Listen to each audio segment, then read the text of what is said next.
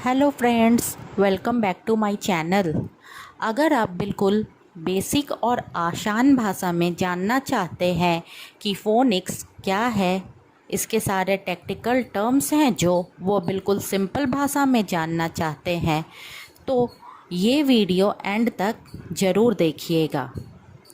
मैं फोनिक्स से जुड़ी एक सीरीज स्टार्ट करने वाली हूँ जिसमें आप खुद भी जानेंगे कि फोनिक्स क्या है, साथ में अपने बच्चों को भी बिल्कुल आसान और सिस्टमेटिक तरीके से फोनिक्स सिखा पाएंगे। तो सबसे इम्पॉर्टेंट क्वेश्चन कि फोनिक्स है क्या? What is phoenix? फोनिक्स वो तरीका है जिससे आप अपने बच्चे को कोई भी लैंग्वेज सिखा सकते हैं। यहाँ चूँकि हम इंग्लिश फोनिक्स की बात कर रहे हैं, जिस तरह से आप अपने बच्चे को इंग्लिश लैंग्वेज रीड करना एंड लिखना सिखा सकते हैं। इंग्लिश एक कोड की तरह है, यहाँ सभी लेटर्स के अलग अलग साउंड होते हैं। फॉर एग्ज़ाम्पल, क साउंड को हम सी भी लिख सकते हैं, के भी लिख सकते हैं, सी के भी लिख सकते हैं और सी एच भी लिख सकते हैं। तो फोनिक्स क्या होता है ये अब हम जान गए हैं। फोनिक्स वो तरीका है जिससे हम किसी भी लेटर के साउंड को, जिसे हम फोनेम्स कहते हैं, उसके सिंबल से यानी ग्राफेम से जोड़कर बोलना और लिखना सीखते हैं।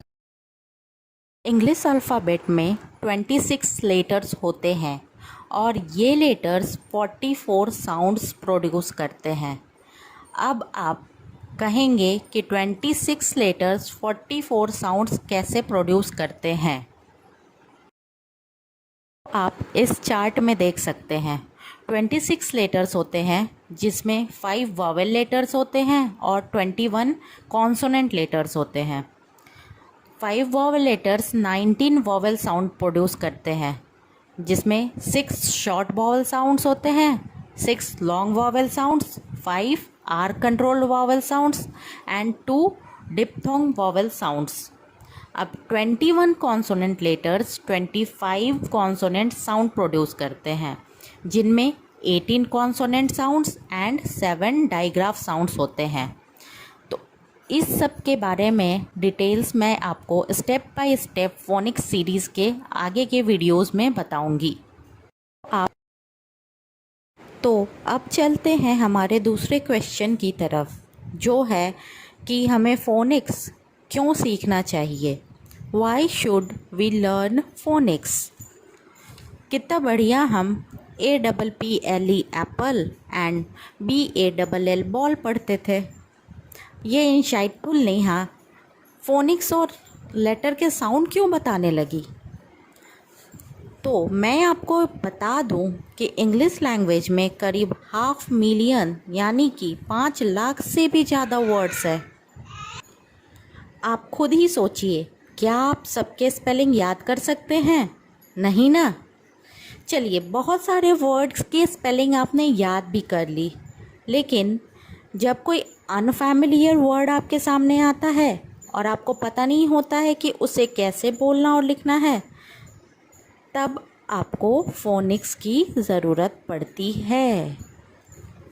और बच्चों के लिए तो सारे ही वर्ड अनफैमिलियर होते हैं। तो जब आप लेटर को उनके साउंड से जोड़ना सीख जाएंगे तो आपके पास वो टूल्स होंगे जो किसी भी वर्ड को पढ़ने और लिखने में आपकी हेल्प करेंगे। तो इंग्लिश फ्लुएंटली बोलने, पढ़ने और लिखने के लिए फोनिक्स सीखना बहुत ही इम्पॉर्टेंट है। अब ये तो हो गया क्या और क्यों। एक सवाल और है कि कब फोनिक्स सीखना कब शुरू कर सकते हैं। तो जैसे ही आपका बच्चा अल्फ़ाबेट्स को रिकॉग्नाइज़ करने लग जाता है, आप फोनिक्स इंट्रोड्यूस कर सकते हैं। लेकिन दोस्तों, मेरा ये मानना है कि सीखने की कोई उम्र नहीं होती और ना ही उसका कोई अंत होता है। ना उम्र की सीमा हो, ना अंत गीत की हो रेखा। इसीलिए आप किसी भी उम्र में फोनिक्स के थ्रू इंग्लिश पढ़ना और लिखना सीख सकते हैं। उम्मीद करती हूँ आपको मेरा ये वीडियो अच्छा लगा होगा। नेक्स्ट वीडियो में मैं आपको स्टेप बाय स्टेप फोनिक्स सिखाऊंगी। तब तक के लिए stay tuned, keep learning and have a nice day.